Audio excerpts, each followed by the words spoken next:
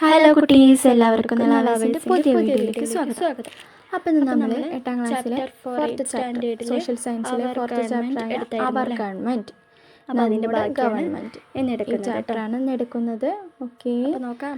അപ്പോൾ state legislature. In India, there are state legislatures in all the states. They make laws on subjects that come under the state government. In majority of the states, the state legislature has only one house. Such legislatures are called unicameral legislatures. A few states, on other hand, have bicameral legislature. അപ്പോൾ legislatures രണ്ടതിലാണ്, യൂണിക്യാമറലും ബൈക്യാമറലും. States having bicameral legislatures: Bihar, Uttar Pradesh, Maharashtra, Karnataka, Jammu Kashmir, Andhra Pradesh, Telangana have bicameral legislatures. The lower house is known as the Legislative Assembly and the upper house is the Legislative Council. Okay, അപ്പോൾ ബൈക്യാമറലും യൂണിക്യാമറലും ഉണ്ട്. സംസ്ഥാന നിയമനിർമ്മാണ സഭ. ഇന്ത്യയിലെ എല്ലാ സംസ്ഥാനങ്ങളിലും നിയമനിർമ്മാണ സഭകളുണ്ട്. സംസ്ഥാന ഗവൺമെൻറ്റിൻ്റെ പരിധിയിൽ വരുന്ന വിഷയങ്ങൾ നിയമനിർമ്മാണം നടത്തുന്നത് ഇവിടെ വെച്ചാണ്. ഇന്ത്യയിൽ ഭൂരിഭാഗം സംസ്ഥാനങ്ങളിലും നിയമനിർമ്മാണ വിഭാഗത്തിന് ഒരു സഭ മാത്രമേ ഉള്ളൂ. അങ്ങനെ ഒരു സഭ മാത്രമുള്ളതിനെ എന്താ വിളിക്കും? ഏകമണ്ഡല നിയമനിർമ്മാണ സഭ അല്ലെങ്കിൽ യൂണിക്യാമറൽ ലെജിസ്ലേച്ചർ എന്ന് പറയും. ഓക്കെ, അല്ലാത്തതിന് ദ്വിമണ്ഡല നിയമനിർമ്മാണ സഭ. അത്തരമുള്ള സംസ്ഥാനങ്ങളാണ് ബീഹാർ, ഉത്തർപ്രദേശ്, മഹാരാഷ്ട്ര, കർണാടക, ആന്ധ്രാപ്രദേശ്, തെലങ്കാന, ജമ്മു കാശ്മീർ എന്നീ സംസ്ഥാനങ്ങളിൽ 2 സഭകളുണ്ട്. അധോസഭയെ നിയമസഭ എന്നും ഉപരിസഭയെ നിയമസമിതി എന്നും വിളിക്കുന്നു. ലെജിസ്ലേറ്റീവ് അസംബ്ലി, ലെജിസ്ലേറ്റീവ് കൗൺസിൽ എന്നും. ഓക്കെ, ഇനി executive. Central government made Aadhaar card compulsory for LPG subsidy. Central approval for expatriates vote. Implementation of food security bill gets delayed.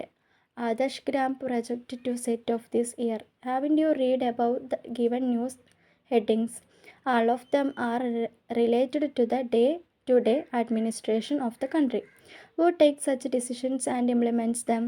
The organ of the government which implements law and administrates the country is called the executive.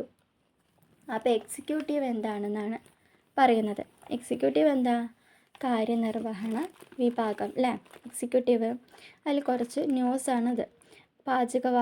വാതക സബ്സിഡിക്ക് ആധാർ നിർബന്ധമാക്കാൻ കേന്ദ്ര സർക്കാർ തീരുമാനിച്ചു. പ്രവാസി വോട്ടിന് കേന്ദ്ര അനുമതി. ഭക്ഷ്യസുരക്ഷാ bill നടപ്പാക്കുന്നത് വൈകും. ഈ വർഷം മുതൽ ആദർശ ഗ്രാമം പദ്ധതി നടപ്പിലാക്കും. മുകളിൽ തന്നിരിക്കുന്ന വാർത്തകൾ വായിച്ചില്ലേ? ഇവയൊക്കെ ദൈനംദിന ഭരണ നിർവഹണവുമായി ബന്ധപ്പെട്ടിരിക്കുന്നുണ്ട്. ഇത്തരത്തിലുള്ള തീരുമാനങ്ങൾ എടുക്കുകയും നടപ്പിലാക്കുകയും ചെയ്യുന്നത് ആരായിരിക്കും?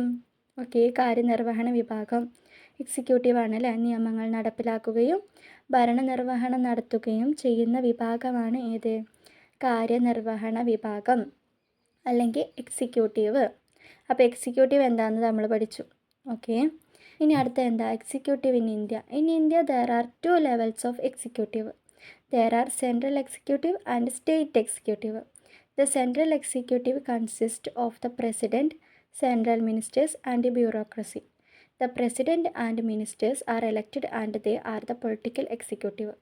Bureaucrats, on the other hand, are appointed on the basis of certain qualifications and they continue in office till retirement. They are known as the permanent executive. അപ്പോൾ എക്സിക്യൂട്ടീവ്, ഇന്ത്യയിലെ എക്സിക്യൂട്ടീവുകളെ പറ്റിയിട്ടാണ് ഇതിൽ പറയുന്നത്. 2 ലെവൽ എക്സിക്യൂട്ടീവ് ആണ് ഉള്ളത്. ഏതൊക്കെയാണ്? സെൻട്രൽ എക്സിക്യൂട്ടീവും state എക്സിക്യൂട്ടീവും. ഓക്കെ, അപ്പോൾ എന്താ? ഇന്ത്യയിൽ 2 തലങ്ങളിലുള്ള കാര്യനിർവഹണ വിഭാഗമുണ്ട്. കേന്ദ്ര കാര്യനിർവഹണ വിഭാഗവും സംസ്ഥാന കാര്യനിർവഹണ വിഭാഗവും. രാഷ്ട്രപതിയും കേന്ദ്രമന്ത്രിമാരും ഉദ്യോഗസ്ഥ വൃന്ദവും അടങ്ങിയതാണ് കേന്ദ്ര കാര്യനിർവഹണ വിഭാഗം. രാഷ്ട്രപതിയും കേന്ദ്രമന്ത്രിമാരും തിരഞ്ഞെടുക്കപ്പെട്ടവരാണ് അല്ലേ? ഇവരെ രാഷ്ട്രീയ കാര്യനിർവഹണ വിഭാഗം എന്ന് പറയുന്നു, പൊളിറ്റിക്കൽ എക്സിക്യൂട്ടീവ്. എന്നാൽ ഉദ്യോഗസ്ഥർ യോഗ്യതയെ അടിസ്ഥാനമാക്കി നിയമിക്കപ്പെടുന്നവരാണ്, ക്വാളിഫിക്കേഷൻ്റെ അടിസ്ഥാനത്തിൽ. ഇവരെ എന്ത് വിളിക്കുന്നു? സ്ഥിര കാര്യനിർവഹണ വിഭാഗം, പെർമനൻ്റ് എക്സിക്യൂട്ടീവ് എന്ന് പറയുന്നു. ഈ പെർമനൻ്റ് എക്സിക്യൂട്ടീവിന് വിരമിക്കുന്നത് വരെ സർവീസിൽ തുടരാം. അതായത് റിട്ടയർമെൻറ്റ് വരെ, ഒരു വയസ്സ് കഴിഞ്ഞാൽ റിട്ടയർമെൻറ്റ്, അതുവരെ ഈ സർവീസിൽ തുടരാം പെർമനൻറ്റ് എക്സിക്യൂട്ടീവുകാർക്ക്. പക്ഷേ പൊളിറ്റിക്കൽ എക്സിക്യൂട്ടീവുകാർക്ക് അതില്ല, എന്താ, കാലാവധി ഉണ്ട്. ഓക്കെ, രാഷ്ട്രപതിയും കേന്ദ്രമന്ത്രിമാരും. അടുത്ത president. The picture of India's first president is given her. Who is the current president of India? The president is the head of the Indian Republic. He is elected by an electoral college for a term of 5 years. അപ്പോൾ doctor Rajendra പ്രസാദാണ് നമ്മുടെ first president. ചിത്രം കണ്ടില്ലേ? Okay, first president doctor Rajendra പ്രസാദാണ് അല്ലേ. ആദ്യ രാഷ്ട്രപതി. ഇപ്പോഴത്തെ രാഷ്ട്രപതി ആരാണ് നിങ്ങൾക്കറിയോ? ദ്രൗപദി മുർമു. ദ്രൗപദി മുർമുവാണ് ഇപ്പോഴത്തെ രാഷ്ട്രപതി അല്ലെങ്കിൽ പ്രസിഡൻറ്റ്. ഓക്കെ, അടുത്ത രാഷ്ട്രപതി ചിത്രത്തിൽ കാണുന്നത് ഇന്ത്യയുടെ രാഷ്ട്രപതിയാണെന്ന് നമ്മൾ പറഞ്ഞു അല്ലേ. ഇന്നത്തെ പ്രസിഡൻറ്റും പഠിച്ചു. 5 വർഷ കാലയളവിലേക്കാണ് രാഷ്ട്രപതിയെ തിരഞ്ഞെടുക്കുന്നത്. 5 വർഷ കാലയളവിലേക്ക് ഒരു ഇലക്ടറൽ കോളേജാണ് രാഷ്ട്രപതിയെ തിരഞ്ഞെടുക്കുന്നത്. അപ്പോൾ എന്താണ്, 5 വർഷ കാലയളവാണ്. ഒരു ഇലക്ടറൽ കോളേജാണ് രാഷ്ട്രപതിയെ തിരഞ്ഞെടുക്കുന്നത്. ആദ്യത്തെ രാഷ്ട്രപതി ഡോക്ടർ രാജേന്ദ്ര പ്രസാദും ഇപ്പോഴത്തെ Draupadi Murmu. The electoral college consist of elected members of Lok Sabha, elected members of Rajya Sabha, elected members of state legislative assemblies. All the executive powers of the central government are vested with the President of India, but he performs all these functions with the support and advice given by the Council of Ministers. Qualifications of President: must be a citizen of India, should have completed 35 years of age, should have all other qualifications required for a member of Lok Sabha. Okay, അപ്പോൾ electoral കോളേജിലെ അംഗങ്ങൾ ആരൊക്കെയാണ്? ലോക്സഭയിൽ തിരഞ്ഞെടുക്കപ്പെട്ട അംഗങ്ങളാണ്, രാജ്യസഭയിലും തിരഞ്ഞെടുക്കപ്പെട്ട അംഗങ്ങളാണ്, സംസ്ഥാന നിയമസഭകളിൽ തിരഞ്ഞെടുക്കപ്പെട്ട അംഗങ്ങളാണ് ഇലക്ടറൽ കോളേജിലെ അംഗങ്ങൾ. കേന്ദ്ര ഗവൺമെൻറ്റിൻ്റെ എല്ലാ കാര്യനിർവഹണ അധികാരങ്ങളും രാഷ്ട്രപതിയിൽ നിക്ഷിപ്തമാണ്. മന്ത്രിസഭയുടെ ഉപദേശമനുസരിച്ചാണ് ഈ ചുമതലകൾ അദ്ദേഹം നിർവഹിക്കുന്നത്. രാഷ്ട്രപതിയുടെ യോഗ്യതകൾ എന്തൊക്കെയാണ്? ഇന്ത്യയിലെ പൗരനായിരിക്കണം, ഇന്ത്യൻ പൗരനായിരിക്കണം, 35 വയസ്സ് പൂർത്തിയായിരിക്കണം, ലോക്സഭ അംഗമാകുന്നതിന് വേണ്ട എല്ലാ യോഗ്യതയും ഉണ്ടാകണം. രാഷ്ട്രപതി പ്രസിഡൻറ്റിൻ്റെ യോഗ്യതകൾ: ഇന്ത്യൻ പൗരൻ, 35 വയസ്സ് പൂർത്തിയായിരിക്കണം, ലോക്സഭ അംഗമാകുന്നതിന് വേണ്ട എല്ലാ യോഗ്യതയും ഉണ്ടായിരിക്കണം. Functions of the president: appoint prime minister and other ministers, appoint Chief Justice and Judges of the Supreme Court, nominate 12 members of Rajya Sabha and 2 members of Lok Sabha, act as the Supreme Commander of Armed Forces, give assent to bills passed by the Parliament, declare emergency in the country if needed, take decision on mercy petitions. ഇത്തരം കാര്യങ്ങളാണ് പ്രസിഡൻറ്റിൻ്റെ ചുമതലകൾ അല്ലെങ്കിൽ functions.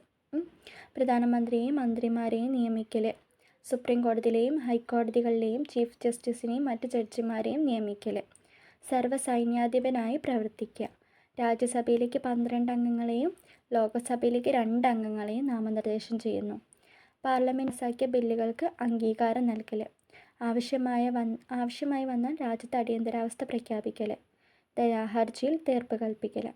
ഇത്തരം കാര്യങ്ങളാണ് രാഷ്ട്രപതിയുടെ ചുമതലകൾ. ഇതിൽ പറ്റാവുന്ന ഒരു 6-7 എണ്ണമെങ്കിലും പഠിച്ചു വയ്ക്കണം കേട്ടോ, 6 എണ്ണമെങ്കിലും. ഓക്കെ, അടുത്ത വൈസ് പ്രസിഡൻറ്റ്. നമ്മൾ പ്രസിഡൻറ്റിനെ പറ്റി പഠിച്ചു അല്ലേ.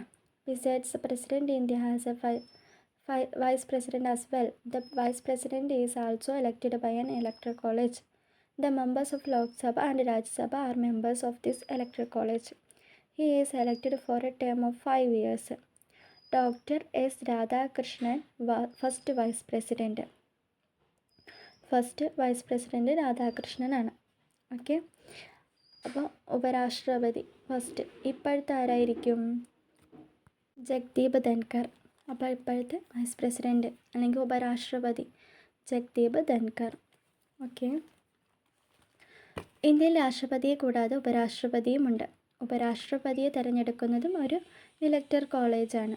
രാജ്യസഭയിലെയും ലോകസഭയിലെയും അംഗങ്ങൾ ഈ ഇലക്ടറൽ കോളേജിൽ അംഗങ്ങളായിരിക്കും. നേരത്തെ പറഞ്ഞിരുന്നു അല്ലേ, നമ്മൾ 5 വർഷക്കാലത്തേക്കാണ് ഉപരാഷ്ട്രപതിയെയും തിരഞ്ഞെടുക്കുന്നത്.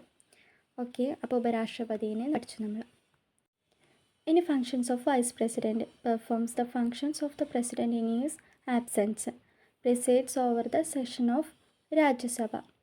അപ്പോൾ 2 ചുമതലകളാണ് വൈസ് പ്രസിഡൻറ്റിനുള്ളത്. ഉപരാഷ്ട്രപതിക്ക് രാഷ്ട്രപതിയുടെ അഭാവത്തിൽ അദ്ദേഹത്തിൻ്റെ ചുമതല നിർവഹിക്കുക, രാജ്യസഭാ സമ്മേളനത്തിൽ അധ്യക്ഷ വഹിക്കുക.